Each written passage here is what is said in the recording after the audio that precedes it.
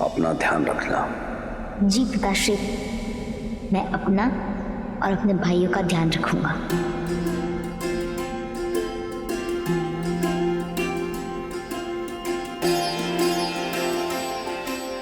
हमारे पिताश्री साक्षात धर्म थे और धर्म कभी संसार से नहीं जाता। वो हम सब में अंश बनकर, अयोध्या का मान बनकर, रघुकुल की रीत बनकर। महाराज दशरथ की अंतिम संस्कार की अंतिम क्रिया समाप्त हुई। पंचतत्वों से बना हुआ शरीर पंचतत्वों में विलीन हो गया।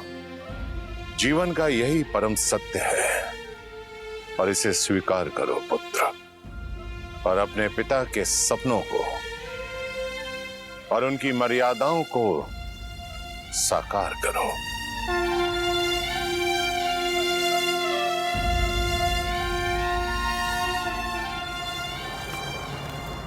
प्रणाम आचार्य, प्रणाम श्री राम। मिथिला नरेश, महाराज जनक पधार चुके हैं।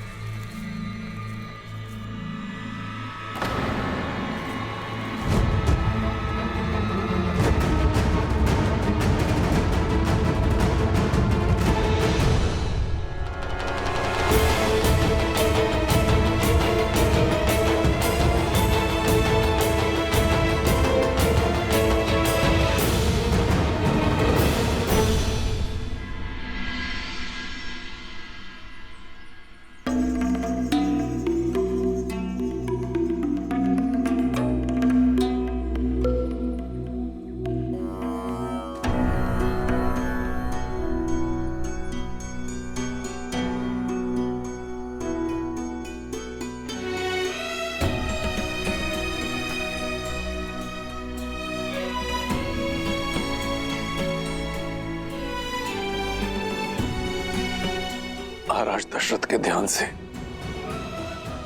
जितनी विचलित अयोध्या है, उतनी ही शोकाकुल मिथिला भी। महाराज की धर्मपरायणता, उनका शौर्य, उनकी नीतिबद्धता युगों युगों तक स्मरण की जाएगी। अयोध्या और मिथिला को गौरवान्वित करेगी।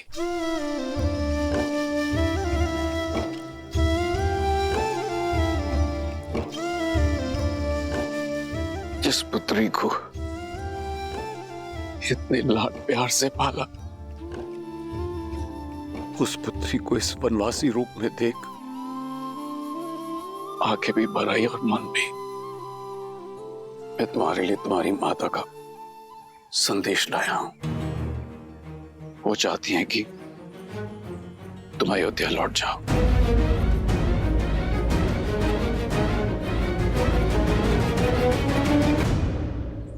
तुम्हारी माता चाहती हैं कि तुम अयोध्या लौट जाओ और वहां अपनी बहनों के साथ महल में रहो, यहां वन में नहीं।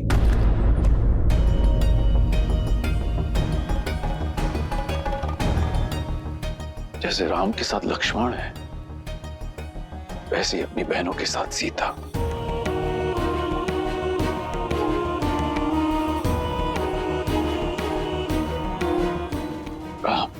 माता सुनैना ने आपसे प्रार्थना की है।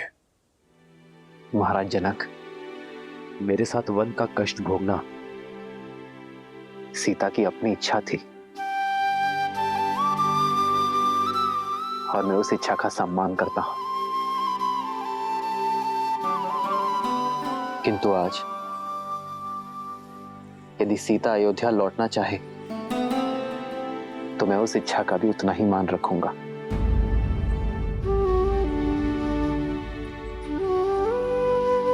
पुत्री, अब तो श्री राम की भी सहमति है। तुम साथ चलोगी ना पुत्री? एक पिता की विनती है। पिता के निश्चल प्रेम को और पति के समर्पण को कोई स्त्री नहीं नकार सकती पिताश्री। परंतु क्षमा चाहती हूँ पिताश्री। माता से कहिएगा यदि ये प्रस्ताव जानकी के सामने आता तो उनकी पुत्री कभी मना नहीं करती, किंतु ये प्रस्ताव श्री राम की धर्मपत्नी अयोध्या की कुलवधू के सामने आया है, जिसका धर्म कहता है कि इस विषय में श्री राम का आदेश भी ना मानो।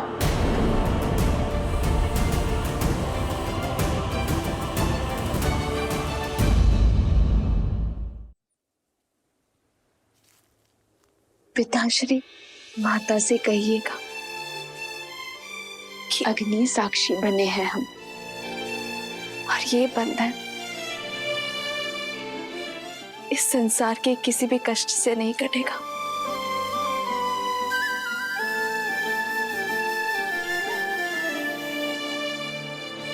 पुत्री, तुम्हारा ये समर्पण स्त्री जाति के लिए एक उदाहरण स्थापित करेगा। सुख तो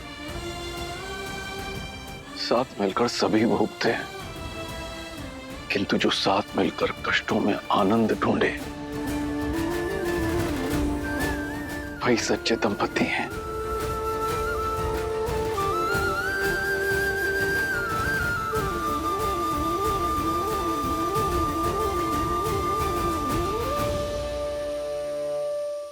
क्या करूं पिताश्री, आपने संस्कार ही मुझे ऐसे दिए हैं। आपके संस्कारों का अंकुर ही तो मेरे व्यक्तित्व का वृक्ष है पिताश्री।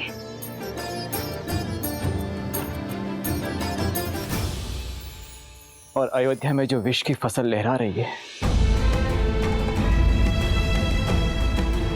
उसे काटने के लिए आप सभी को लौटना होगा भैया।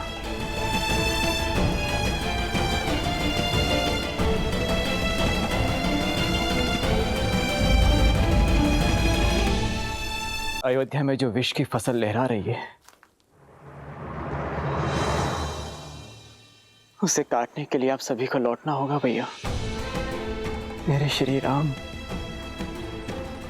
और माता सीता का स्थान महल में है, यहाँ वन में नहीं भैया। मेरी विनती अस्वीकार मत कीजिए, मेरे साथ अयोध्या लौट चलिए भैया। तो रघुकुल का एक पुत्र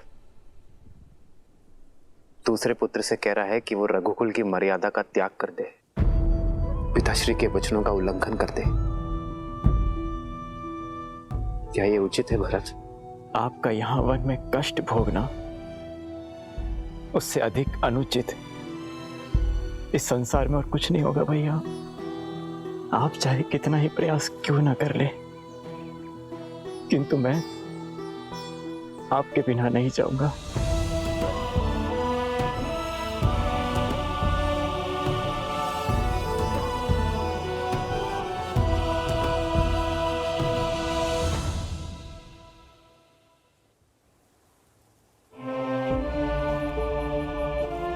महाराज जनक, अब आप ही समझाइए अपने जमाता को। इस समस्या का समाधान केवल तर्क से लिया जा सकता है। कल प्रातःकाल सभा में लोकमत, ऋषिमत, वेदमत और धर्म के अनुसार राम के अयोध्या लौटने का निर्णय लिया जाएगा। यह हमारा सौभाग्य है कि यह समस्या महाराज जनक की उपस्थिति में उत्पन्न हुई है। अब राजा और ऋषि होने के नाते कल सभा में इस धर्म संकट का धर्म संगत निर्णय महाराज जनक ही निकालेंगे।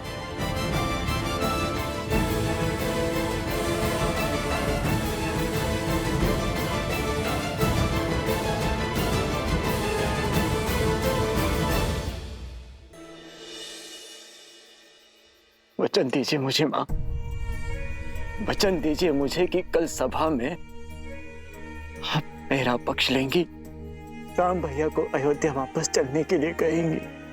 पिता की छाया के जाने के बाद पिता समान राम भैया की छाया से मुझे वंचित नहीं करेंगी। मां, वचन दीजिए मुझे।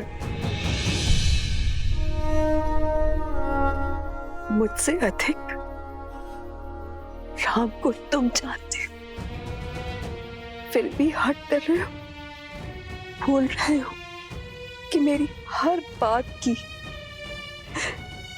नीति संगत काट होगी उसके पास। जानता हूं मां, किंतु राम भैया को अपने साथ ले जाने का प्रयास अंत तक करूंगा मैं, अंत तक करूंगा मैं।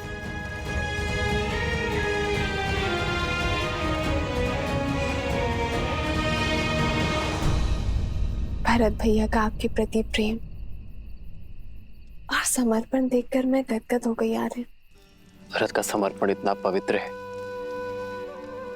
इतना पावन है कि कभी कभी मुझे भय लगता है सीता, कि उसके प्रेम की पवित्र धारा में मैं कहीं बह ना जाऊं।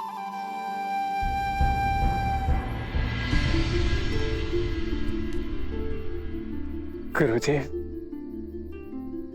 मैं तो अपने श्री राम का एक तुच्छ दास हूं, और दास अपने स्वामी से आग्रह कर सकते हैं,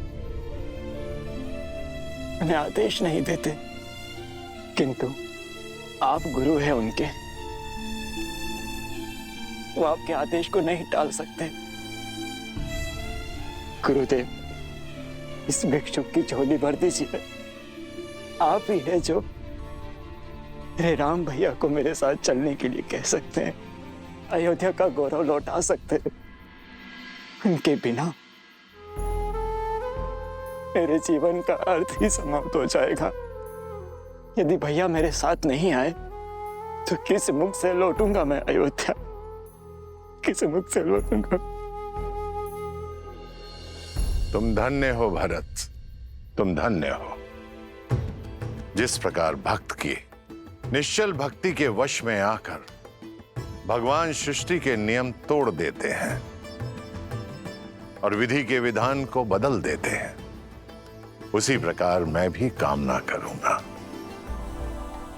और प्रयास भी करूंगा कि राम अपना निर्णय बदल दें और अयोध्या का गौरव अयोध्या आ जाए।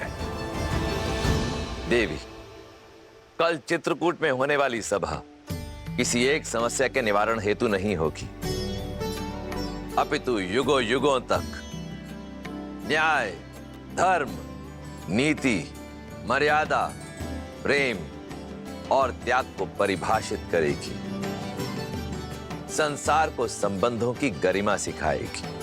किंतु धर्म और कर्तव्य के इस महासमर में जनक किसका पक्ष लेंगे महादेव? उचित और अनुचित के बीच चयन करना तो बहुत सरल है, किंतु यहाँ तो हर कोई अपने अपने दृष्टिकोण से उचित है। दृष्टिकोण,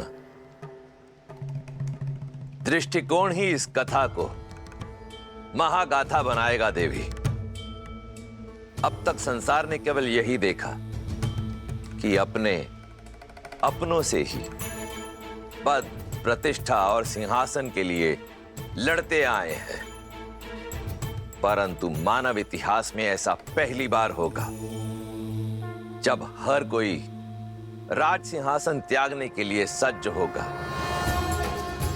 उनके लिए जिनसे वो प्रेम करता है। आप देखिएगा देवी, कल की ये सभा आने वाली पीढ़ियों के लिए आदर्श जीवन जीने का मार्ग प्रशस्त करेगी।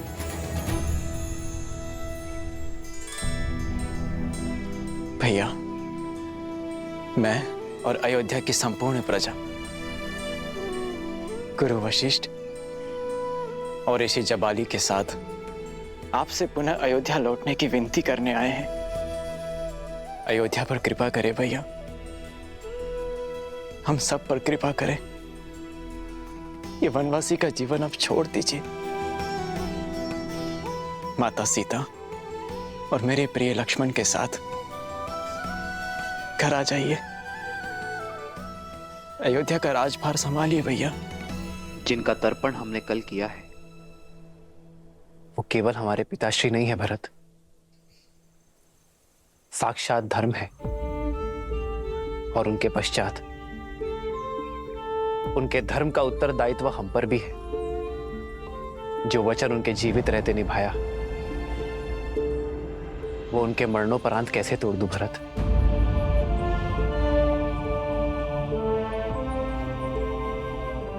रघुकुल रीत की बेड़ियों से केवल मैं नहीं, तुम भी बंधे हो। जाओ भरत,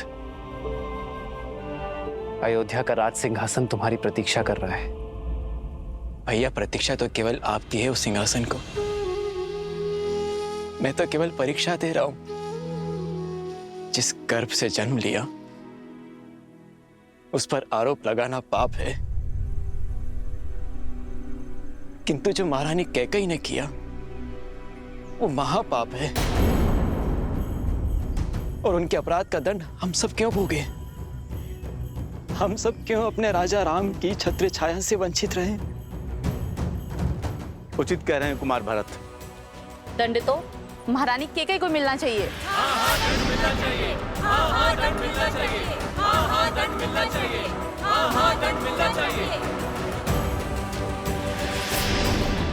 अवश्य ही हमारे दिवंगत पिता धर्म के सूर्य थे, किंतु ग्रहण का दोष तो सूर्य पर भी लगता है भैया।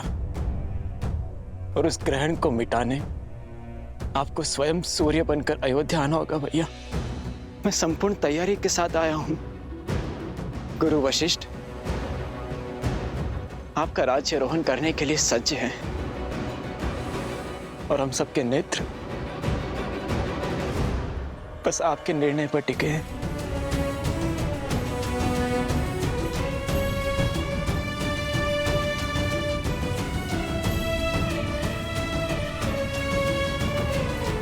भरत, भ्रातृ प्रेम और समर्पण की पराकाष्ठा स्थापित की है तुमने, किंतु मैं तुम्हारा प्रस्ताव स्वीकार नहीं कर सकता।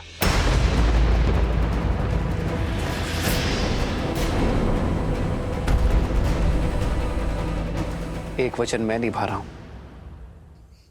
तो दूसरा वचन तुम निभाओ भरत। अयोध्या की सेवा करो। मेरे भाग्य में तो संतों की सेवा का सुख और असुरों के आतंक का अंत करना है। मेरा मार्गदर्शक तो स्वयं धर्म है और मैं उसी के दिखाए पथ पर चलूंगा।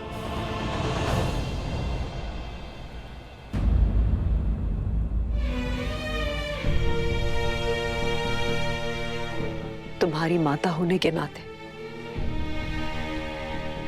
अयोध्या की महारानी होने के नाते कुछ कहने का, कुछ मांगने का अधिकार नहीं है मुझे, किंतु एक अपराधी होने के नाते मैं कुछ कहना चाहती हूँ। राम, ये सब कुछ मेरे कारण हुआ है।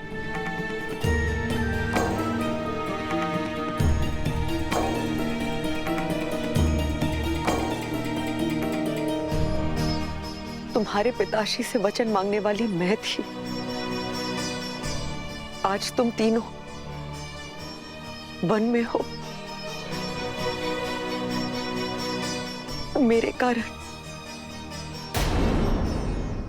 आज मैं कैकेयी अपने पुत्र राम को हर वचन से मुक्त करती हूं। आज मैं अपने सारे वचन वापस लेती हूँ राम। हमारे साथ अयोध्या वापस चलो राम, हमारे साथ अयोध्या वापस चलो।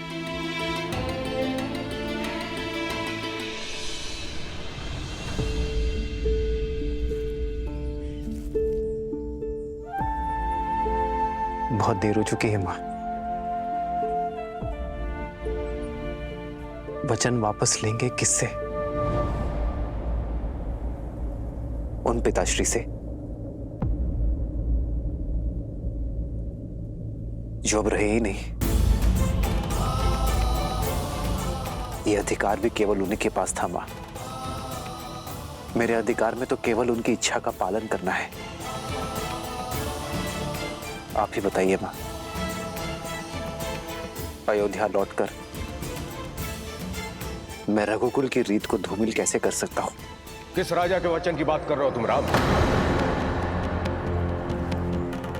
एक राजा के लिए राजधर्म ही सर्वोपरि होता है राम। तुम्हारे पिता महाराज दशरथ अपने अंतिम समय में एक स्त्री के मोह में आकर अपनी मति गंवा चुके थे। बुद्धि भ्रष्ट हो गई थी उनकी। उनके वचन को महत्व नहीं दिया जा सकता। ऋषि जबाली, आप भूल रहे कि महाराज दशरथ मेरे पिता भी हैं। आपका सम्मान करने का यह अर्थ नहीं कि मैं अपने पिताश्री के लिए अपमान सहूंगा। मेघों का काम है धरा पर अमृत बरसाना, और कई बार अतिवृष्टि हो जाने पर मेघों का दिया जल आकाश में उछाला नहीं जाता, उन्हें स्वीकार किया जाता है ऋषि जबाली। जिनके धर्म और नीति परायणता की सौगंध स्वयं देवता भी खाते हैं, उनके प्रजा और पुत्र होने के नाते मैं उनके वचन को लज्जित नहीं करूंगा, अपना कर्तव्य निभाऊंगा। पुत्र धर्म की नहीं, राज्य धर्म की बात करो कुमार। अयोध्या को तुम्हारी आवश्यकता है, तुम्हारी प्रजा को तुम्हारी आस है। वचन निभाने की नीति के बदले अपनी प्रजा को आहुति मत दो। वचन से बड़ा राज्य होता है। राज्य, वचन से बड़ा यदि राज्य है तो उन पितामह हरिश्चंद्र को देव मानकर क्यों पूजा जाता है ऋषि जबाली, जिन्होंने अपना वचन निभाने के लिए अपना राज्य, अपनी पत्नी, यहां तक कि अपने पुत्र का भी त्याग कर दिया। उन्होंने काशी के शमशान में चिताओं के लिए लकड़ियां इकट्ठा करने का कार्य किया जिन्होंने, वो राजा ही क्या ऋषि जबाली, जो अपने मुख से निकले शब्दों का मोल ना समझे। यथा राजा तथा प्रजा, प्रजा राजा के पदचिन्हों पर चलती है ऋषि जबाली। यदि मैंने अपना धर्म ना निभाया तो कल अयोध्या की प्रजा भी अधर्म के पथ पर चल निकलेगी। अपने वंश के लिए तुम्हारा समर्पण अविश्वसनीय है। राजा हरिश्चंद्र ने भी अपना दिया हुआ वचन निभाया था, अपने पिता का नहीं। वचन महाराज दशरथ ने दिए, तुमने नहीं। सच्चा धर्म प्रजा की इच्छा में है और उन्हें केवल राम चाहिए। अब किसे चुनोगे, राम, धर्म या अधर्म? ऋषि जबाली उचित कह रहे हैं, लौट जाइए राम। श्री राम को अयोध्या लौटना ही चाहिए।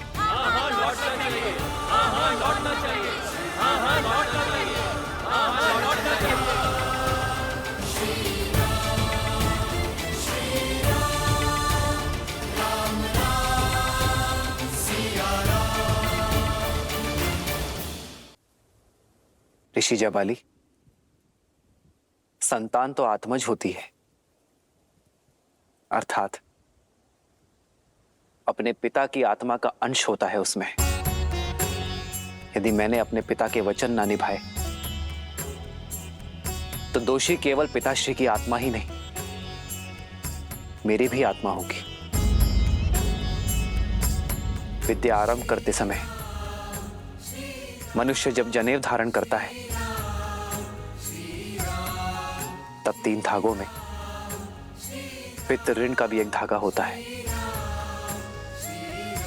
क्या अपने पिता का ऋण चुकाना एक पुत्र का धर्म नहीं?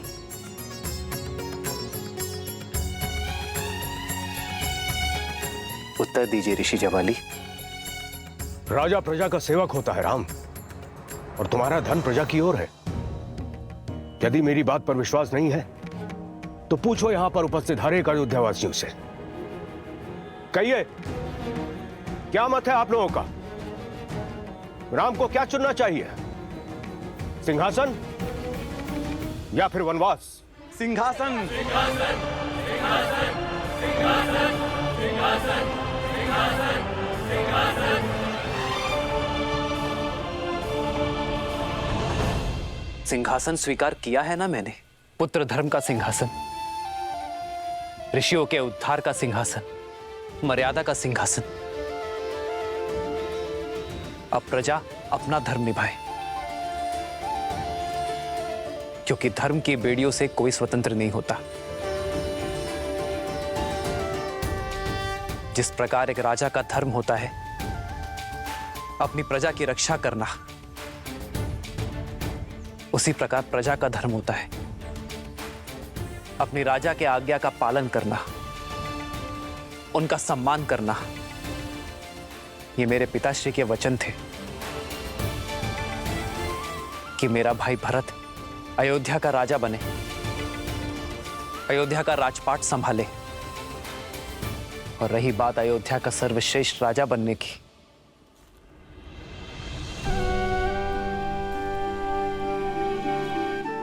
तो अयोध्या तो क्या, जिस किसी भी नगरी में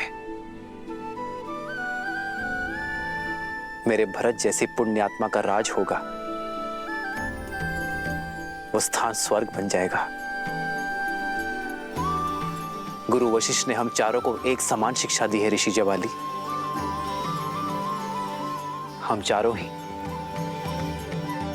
जन सेवा के लिए उपयुक्त हैं।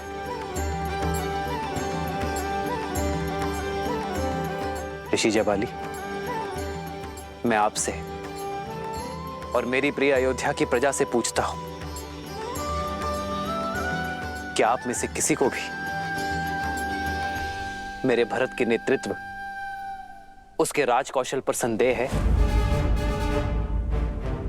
मेरे पिताश्री महाराज दशरथ की रक्त की योग्यता पर संदेह है?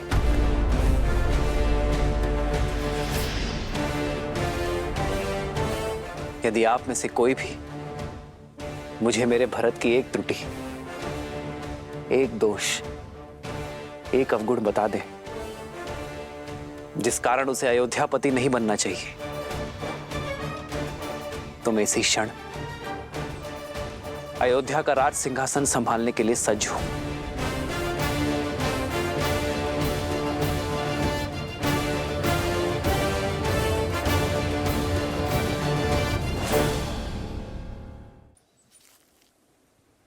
मैं हार गया गुरु वशिष्ठ।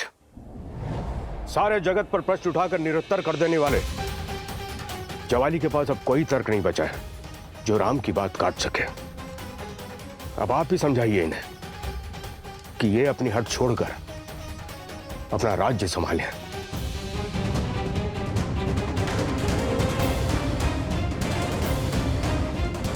भरत और आप सबकी भांति राम के सामने एक याचक बनकर आया, और याचक को केवल अपना स्वार्थ साधना होता है।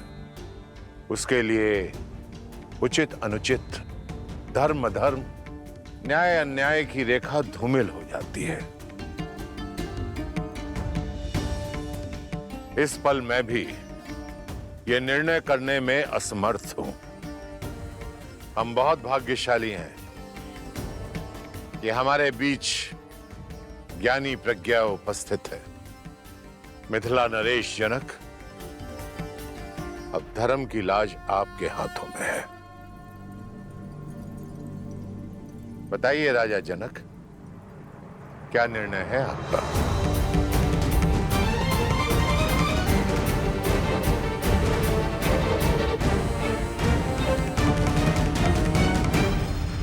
मिथिला नरेश जनक,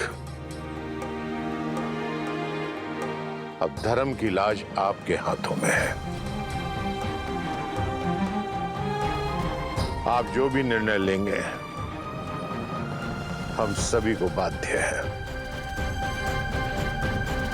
बोलो राम, क्या तुम्हें महाराज जनक का निर्णय स्वीकार होगा? आचार्य, आप केवल हमारे गुरु ही नहीं, पिता तुल्य है हमारे। आप धर्मात्मा हैं। आप जो भी निर्णय लेंगे वो मुझे सहर्ष स्वीकार होगा। भरत, तुम्हें तो कोई आपत्ति नहीं है? नहीं गुरुदेव। महाराज जनक धर्मात्मा ही नहीं, हमारे धर्म पिता भी हैं, किंतु एक विनती है इनसे कि निर्णय लेते समय धर्म के साथ मेरे प्रेम का भी मान रखिएगा। बताइए राजा जनक, क्या निर्णय है आपका?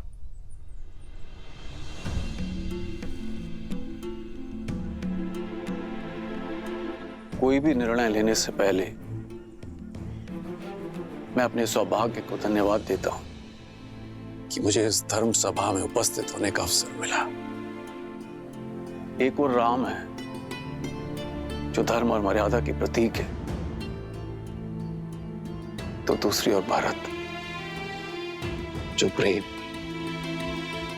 और समर्पण की पराकाष्ठा है।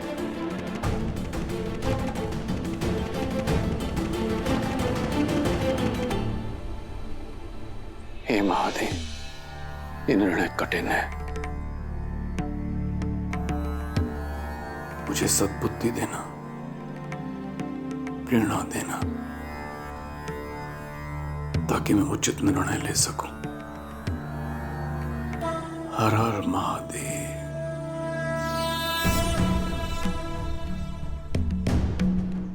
आप पुत्र बनकर अपने पिता के और प्रजा बनकर अपने महाराज के वचन का पालन करना चाहते हैं। आप धर्म के पथ पर हैं। शास्त्रों में भी कहा गया है, धर्मो रक्षति रक्षितः, अर्थात जो धर्म की रक्षा करता है, धर्म उसकी रक्षा करता है। आप धर्म के पथ पर हैं।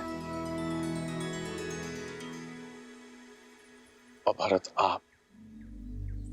आपके हृदय में अपने भाई के प्रति निश्चल प्रेम और भक्ति की वो प्रवाह है जिसके वेग से स्वयं भगवान विष्णु भी न बच सके,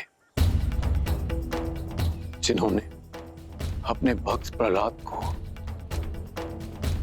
उनके पिता हिरण्यकश्यप के आतंक से बचाने के लिए अपनी माता के गर्भ से जन्म लेने की भी प्रतीक्षा नहीं की और सृष्टि के सारे नियमों को तोड़कर एक स्तंभ से नरसिंह के रूप में अवतरित होकर अपने भक्त प्रहलाद की रक्षा की। ये कर्म ही धर्म पर निश्चल प्रेम की विजय का सूचक है। और आज जब एक पलड़े में राम का धर्म है और दूसरे पलड़े में भरत का प्रेम, तो मेरे विचार से आज भी प्रेम का पलड़ा ही भारी है। अतः विजय प्रेम की हुई, विजय भरत की हुई।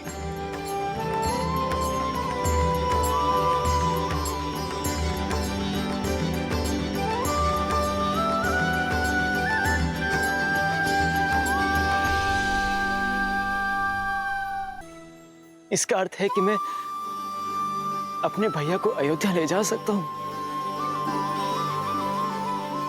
अपनी इच्छा पूर्ण कर सकता हूं। किंतु प्रेम के भी अपने कुछ नियम होते हैं कुमार।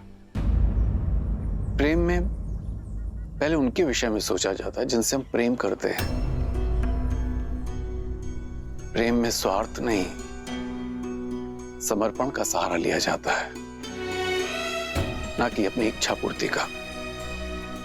इसीलिए मेरा परामर्श आपसे यह है कि आप निस्वार्थ भाव से, निश्चल प्रेम से स्वयं श्री राम से पूछें कि उनका निर्णय क्या है, उनकी प्रसन्नता किसमें है। फिर वो जो भी निर्णय लें उसे आप प्रेम पुष्प की तरह हृदय से स्वीकार करें।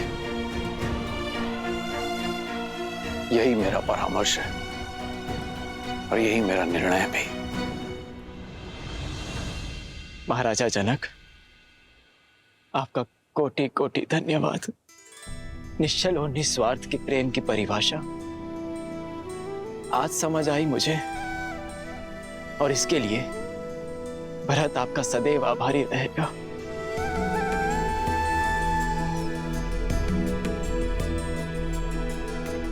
अब तक तो केवल अपने कर्तव्य और कीर्ति की समझ थी मुझे, किंतु उचित और अनुचित का बोध अब समझ आया। मेरे भैया ने अपने पिताश्री के वचनों का पालन करना स्वीकार किया, किंतु इन्हें मेरी भी एक इच्छा स्वीकार करनी होगी, और ये मेरा निर्णय है। या तो भैया सिंहासन स्वीकार करें या मैं मृत्यु का आलिंगन करूंगा।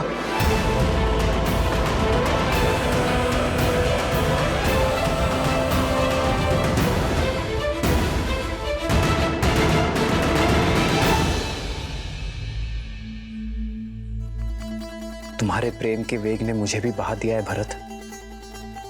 तुम मुझे अयोध्या के राज सिंहासन पर बैठते देखना चाहते हो ना,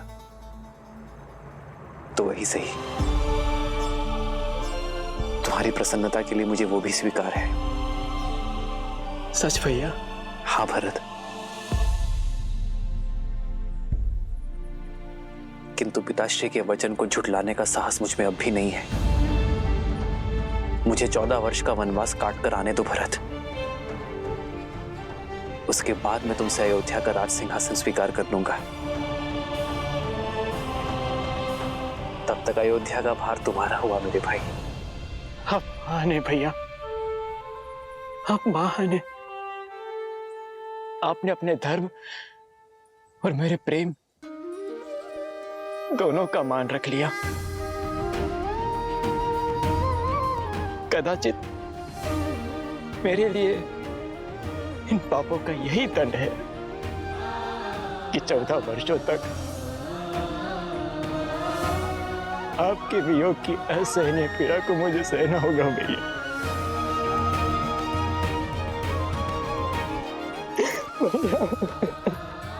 भरत,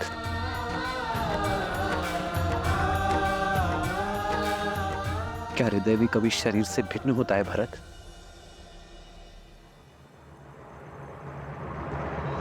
भैया,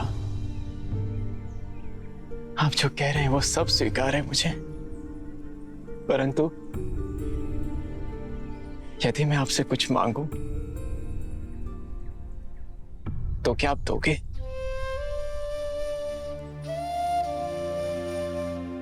मेरे प्रिय भरत के लिए तो मेरे प्राण भी न्यौछावर है। बोलो भरत, क्या मांगना चाहते हो तुम? मुझे बस अपने चरण पादुकाएं दे दीजिए।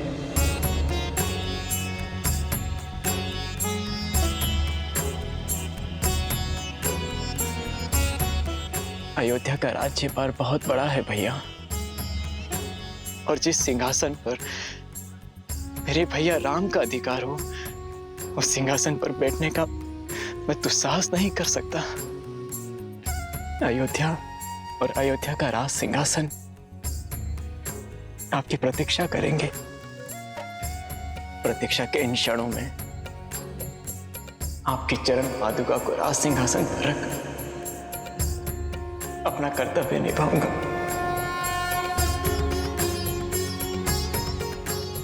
आपके पग धर्म के पथ पर है, और आपके चरणों में पड़ी पादुकाओं को राज सिंहासन पर रखने से हमारी अयोध्या से धर्म का लोप नहीं होगा भैया।